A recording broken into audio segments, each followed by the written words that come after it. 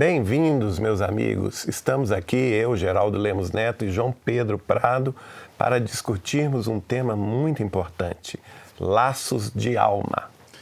Pessoal, hoje na nossa conversa aqui nós vamos discutir essas antipatias que parecem aparecer do nada ou esses amores que também parecem aparecer do nada e a relação de tudo isso com a espiritualidade. Por que sentimos a ligação forte com quem acabamos de conhecer? Muitas vezes em casa as pessoas não valorizam você, mas muitas pessoas que você acabou de conhecer têm um valor bem mais real, que às vezes nós nem imaginamos. Olha, meu irmão, essa questão que você colocou é muito verdadeira. Allan Kardec, no Evangelho segundo o Espiritismo, vai nos aprofundar esse tema, nos mostrando no subtítulo Laços de Família e Laços Espirituais, ou Família pelos Laços de Sangue, ou Família pelos Laços Espirituais, essa questão que é muito verdadeira. Às vezes, num lar com elementos do seu próprio sangue, você não tem afinidade. Mas quando você conhece uma pessoa nova que você nunca viu, você não tem nenhum conhecimento sobre a família dela, e você sente aquela simpatia imediata, aquela afinidade, você fica tão feliz de conhecer aquela fulana ou aquele fulano e pensa assim: nossa, como foi legal conhecer essa pessoa, como que ela me trouxe um sentimento bom, um sentimento de amizade profundo, como eu quero estar com ela novamente. Isso aí denota o quê? Denota uma simpatia que é pregressa.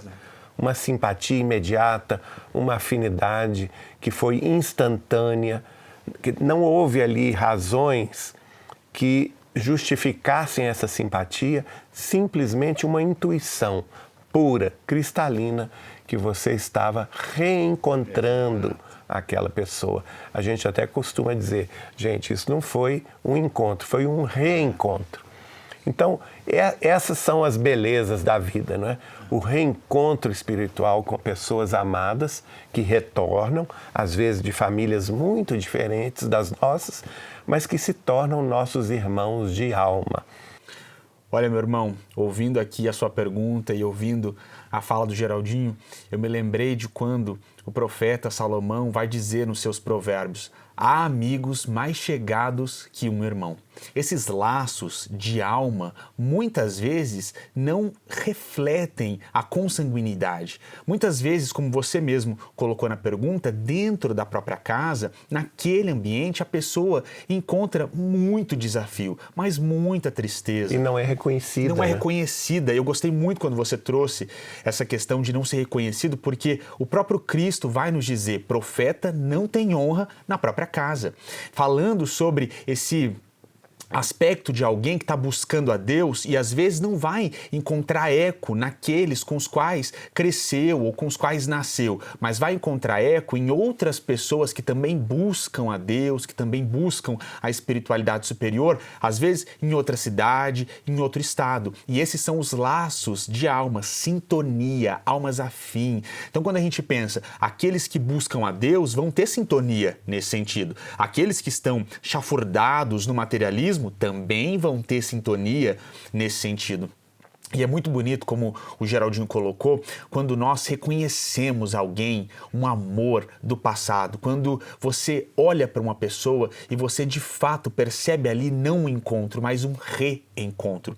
Nas cartas de Chico Xavier, ele usa uma expressão de que eu gosto muito. O Chico, em muitas cartas, escreveu assim: encontro, reencontro, para se referir a alguns amigos, a algumas pessoas que ele sabia que estava reencontrando de vidas passadas, criando esse neologismo.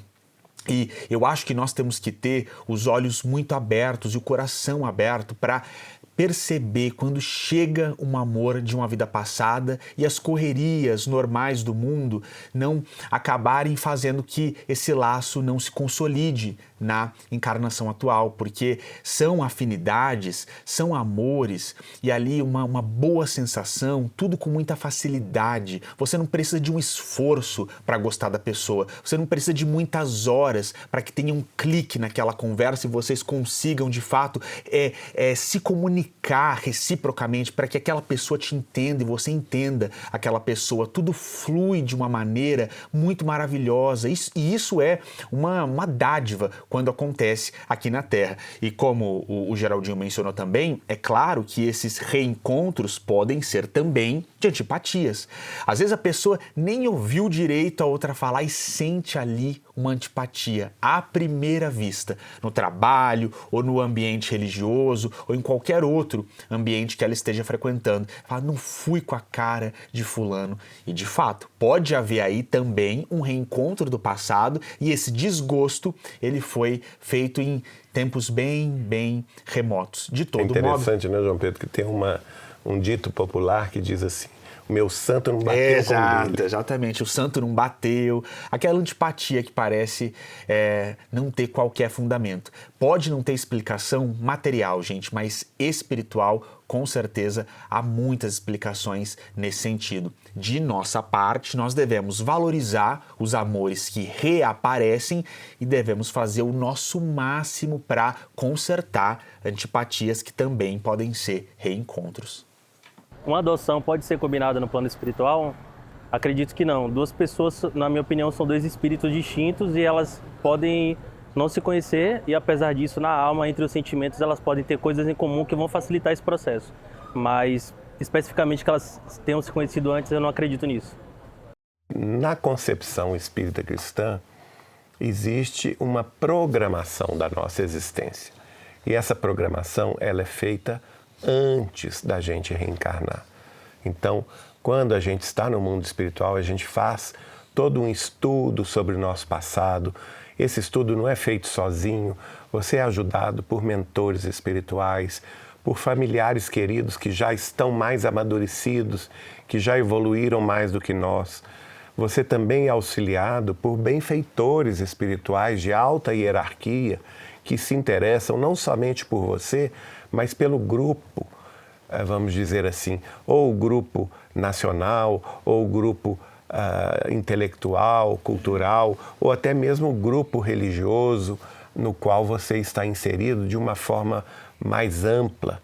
E eles se interessam, por exemplo, pelos destinos de determinadas nações, de determinadas disciplinas científicas, ou de determinados conhecimentos filosóficos e atuam para que as pessoas com laços de afinidade com esses grupos reencarnem juntos, né? Então veja, a programação ela pode ser desde ao ponto mais amplo relativamente às nações e até à humanidade como um todo, exatamente. Até mesmo ao ponto mais do microcosmo da família, do lar. E essas relações são decididas antes da reencarnação. E para isso é preciso também contar com a concordância dos espíritos de formarem tais famílias, ou de reencarnarem e serem auxiliados por determinados indivíduos, não é? Que vão ser depois seus avós, seus pais, seus tios, seus esposos e seus filhos. Portanto, existe sim esse conhecimento prévio. Não se forja aqui na Terra essa afinidade do nada. Uma afinidade, ela só vai surgir se existem laços da alma pregressos a essa encarnação que vão despertar em nós essa simpatia, essa vontade de estar com a pessoa, ou então o contrário também, as antipatias através das quais nós precisamos reajustar o nosso caminho para o bem. Então, neste ponto, pode acontecer, por exemplo, que o casal que vai formar uma família seja estéril, ele não consegue conceber um filho, seja por razões da mãe, ou seja, mesmo por razões do pai, eles não conseguem fazer a concepção, então eles podem sim adotar uma criança que já vem reencarnar em outra família, que vai ser naturalmente deixada para adoção, e esse planejamento pode ter acontecido antes mesmo, não é, da encarnação deles, já sabendo que eles viriam com determinadas inibições orgânicas que os impediriam de ter filhos e, não obstante isso, eles não se privariam do prazer de cuidar de uma criança desde a tenra idade até a educação dela, até depois ela se formar em alguma atividade profissional e mais tarde se casar e constituir a sua família e eles serem então avós, embora adotivos, mas dentro dos laços de amor não existem barreiras. Olha, meu irmão, como o Geraldinho colocou muito bem, esse planejamento que ocorre antes da reencarnação aqui na Terra, ele é muito detalhado e ele custa muito trabalho para os nossos mentores espirituais. Nós jamais poderíamos admitir a ideia de um acaso na composição de uma família aqui na Terra. Isso não existe, gente, independentemente de o filho ser biológico ou ser adotivo. O Espírito Emmanuel vai nos explicar através da psicografia de Chico Xavier no livro Vida e Sexo que esses que serão os futuros filhos do casal ou da pessoa, ele já povoa o entorno espiritual ali desses que serão os pais como mentores, justamente para que essa intuição da família fique forte ao coração, à consciência e a família que foi planejada no plano espiritual possa ser concebida aqui na Terra. Há um momento para a gente pensar sobre isso, muito interessante, no Evangelho por Mateus, lá no capítulo 12, quando Jesus está falando, está palestrando dentro de uma casa e então chegam ali, batem na porta e falam: mestre, a tua mãe e os teus irmãos estão te chamando. E Jesus vira e responde assim: minha mãe? Mas quem é minha mãe? Quem são meus irmãos? Minha mãe e meus irmãos são aqueles que cumprem a vontade de Deus. O que Jesus está dizendo? Ele estava se desfazendo da sua mãe material ou daqueles que compunham a sua família material em algum nível? Obviamente não, gente. Jesus e Maria tinham uma relação maravilhosa. O que Jesus estava dizendo é: a ligação verdadeira é de espírito, ela é de alma. A afinidade que conta realmente é essa que vem do espírito. Então, por isso que ele diz: aqueles que amam a Deus. Como nós começamos o programa de hoje dizendo, amar a Deus ou esse compromisso com a espiritualidade superior, isso cria afinidade entre aqueles que decidem por esse caminho, como o materialismo também cria afinidade entre aqueles que decidem por esse caminho que nós consideramos tão triste. Então, a adoção aqui na Terra, certamente, ela vai seguir todo o planejamento espiritual para que aqueles que precisam se reencontrar, se reencontrem, para que aqueles que precisam conviver, convivam. Nós jamais podemos limitar a sabedoria divina à nossa mediocridade, porque para nós, dentro das nossas limitações, pode ser difícil calcular tantas possibilidades, entender esse planejamento. Agora, como dizem os espíritos, na questão 1 do Livro dos Espíritos, Deus é a inteligência suprema, a causa primária de todas as coisas. Então, para Deus, colocar cada pessoa no devido lugar para que a composição familiar de fato cumpra aquilo de que essas pessoas precisam, para Deus isso é nada. Deus certamente faz isso com uma facilidade que nós jamais seremos capazes de compreender. E dentro do ponto de vista espírita cristão, certamente um filho adotado com certeza tem uma relação espiritual e inclusive de passado com os seus pais. Quando esses pais estão adotando com amor, exatamente, com amor e na boa intenção, na boa fé. Porque, como nós já comentamos aqui, em programas passados, maternidade e paternidade são missões espirituais. Então imagina a responsabilidade de alguém que decide adotar uma criança. Precisa sim seguir por um caminho de muito amor para trazer para esse indivíduo que foi adotado tudo de que ele precisa para poder tornar o seu espírito mais puro. No mundo espiritual, uma pessoa pode reencarnar em outra família? Eu particularmente acredito que sim. Eu acho que há conexões de outras vidas ou outras reencarnações.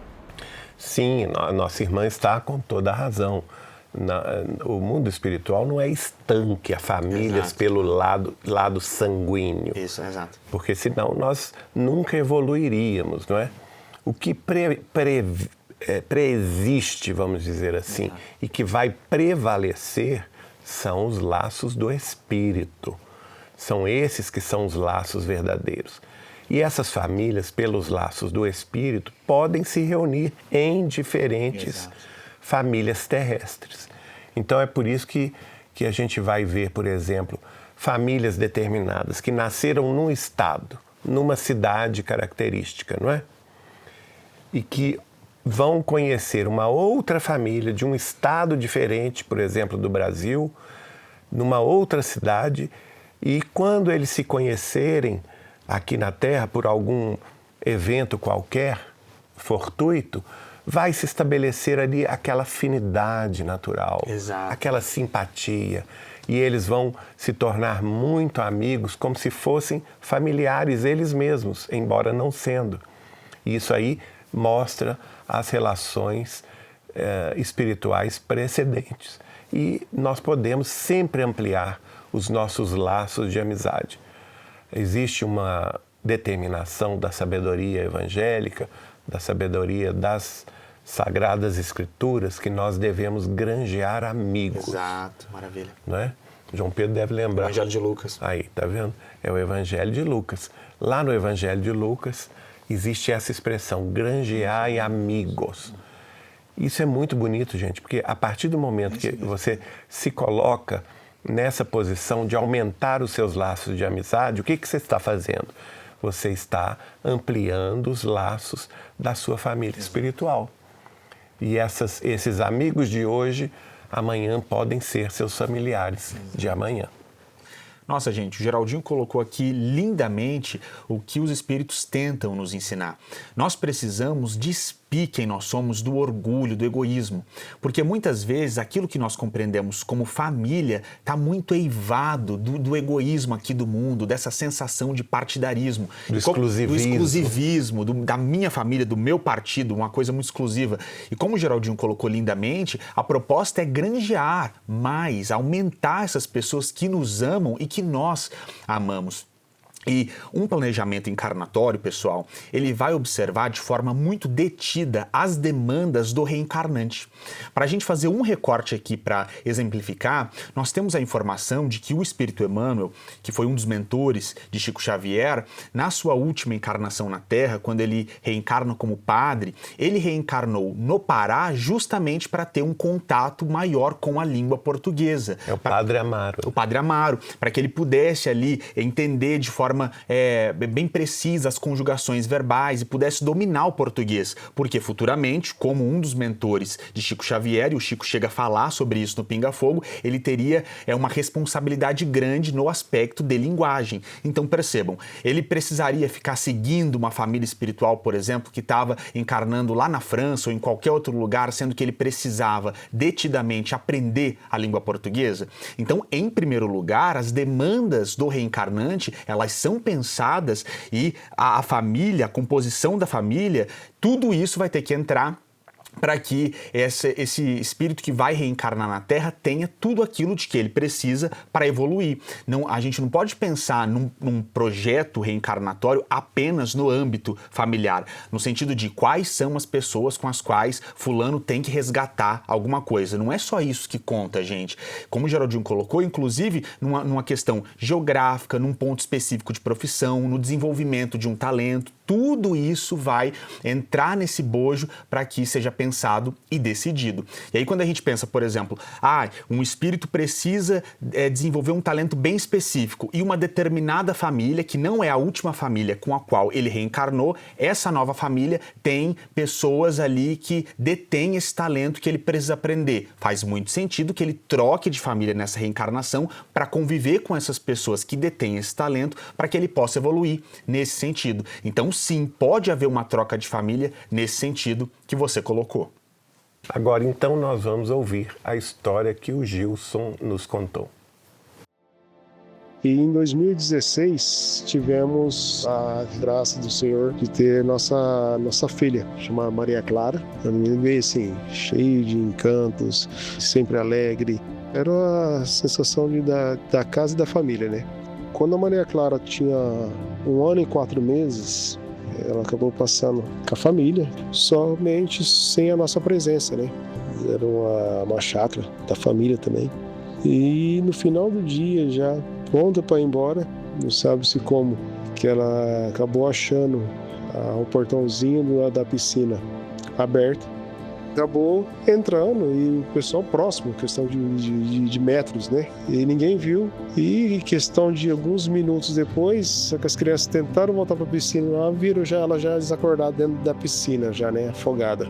Tinha um bombeiro, amigo nosso, que estava lá na ocasião, fez esse procedimento para poder colocar, e naquele desespero de ir tentando chamar o resgate, já pegaram ela e colocaram no carro. E nesse meio tempo, ela tendo parada e voltava, ele estava ali mole, daquele jeito, né, apagada. Chegou no UPA, mais parada, mais tempão parada, resumindo, até conseguiu estabilizar, conseguiram ressuscitar ela, só que muito tempo em parada, uma lesão grave na parte cerebral. E ela tinha melhoras e pioras, mas viveu acamada. E acamada foi mais 1 ano e meio, mais ou menos, ali, de lutas.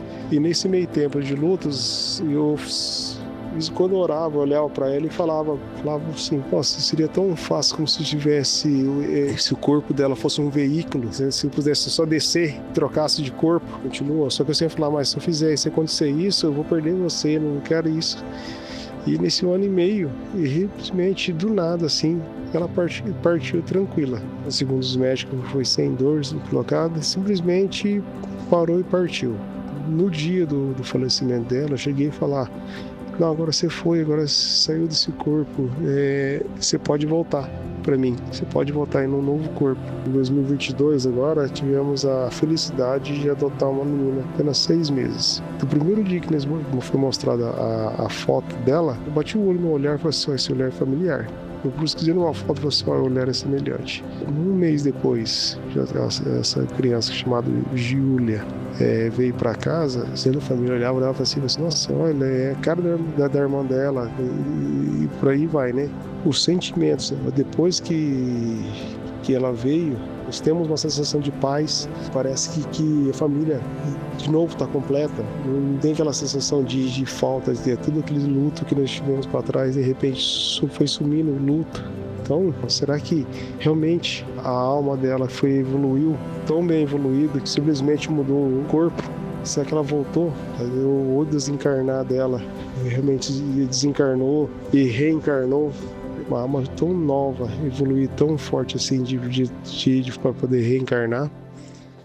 Olha, nosso irmão Gilson, a sua história nos emocionou profundamente, nos tocou fundo o coração. E eu acho que as respostas que você busca, você mesmo já deu. Não é? Nesse caso maravilhoso, você mesmo afirmou que você reconheceu na Júlia a reencarnação da Maria Clara, da sua filha. Embora ela fosse adotada, o que não impede absolutamente nada.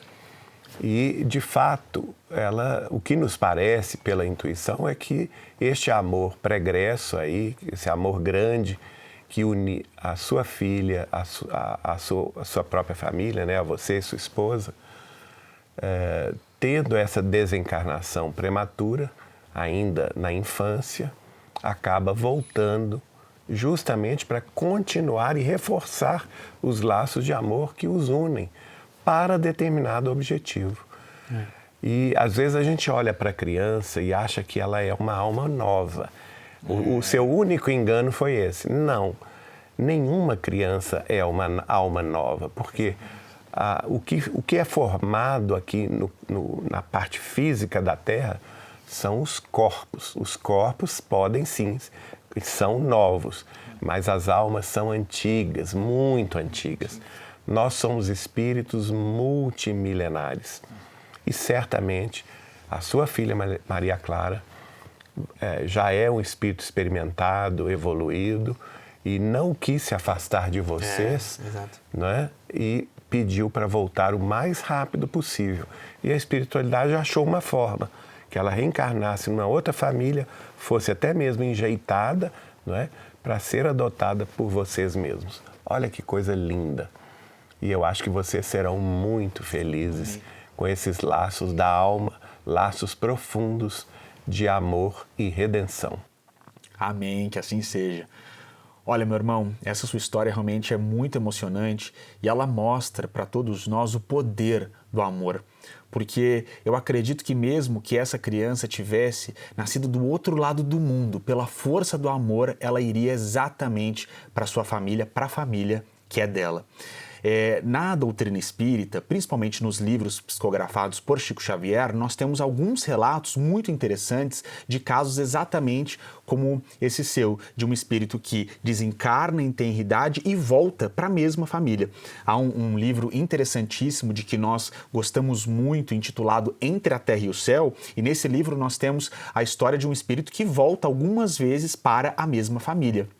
E isso comprova o que nós estamos debatendo no programa de hoje. A perenidade do laço espiritual, do laço de alma, a beleza do amor. E é muito lindo perceber como que esses que se amam se procuram. Eles têm uma necessidade de estar juntos. Isso é muito bonito e traz para os nossos corações muita esperança. Como o Geraldinho colocou aqui, ela certamente decidiu retornar para a mesma família, voltar para esse seio amoroso de que ela certamente gosta tanto. E assim independentemente de ser um caso de adoção ou não, porque a adoção, nesse caso, é um detalhe que viabilizou que ela retornasse para o lar de origem, para a casa que ela tanto ama. A sua história traz para todos nós muita esperança e muita fé. E como o Geraldinho colocou aqui, eu também faço os meus votos aqui para que vocês sejam muito felizes e aproveitem muito esse amor que vocês estão tendo a oportunidade de viver nesta encarnação. Veja você, Gilson, que você mesmo propôs a ela voltar. Quando ela estava doente, naquele ano e meio em que você e sua esposa cuidavam dela, talvez até no hospital, não ficou claro, ou em casa, que ela teve muitas complicações orgânicas depois do afogamento, não é? Antes da sua desencarnação. Numa conversa que você teve com ela, o pai com a filha, não é? Você propôs a ela: minha filha, nós te amamos tanto, quem sabe você deixa esse veículo, que é o corpinho físico que estava debilitado, e volta noutro corpo. Essa oração foi lindíssima. E você foi ouvido. Quer dizer, a sua oração não é só a pessoa ajoelhar e fazer gestos pedindo a Deus alguma coisa. A oração é uma proposta, não é? Ao mesmo tempo que ela tem a ver com o ato de orar, é também uma ação, um pedido. E você pediu a Deus que ela voltasse, e Deus permitiu que ela sim voltasse, através da adoção, rapidamente aos braços dos pais. Até o próximo programa, minha gente. Queremos as suas questões e também os seus casos para o debate aqui conosco. Tchau, tchau.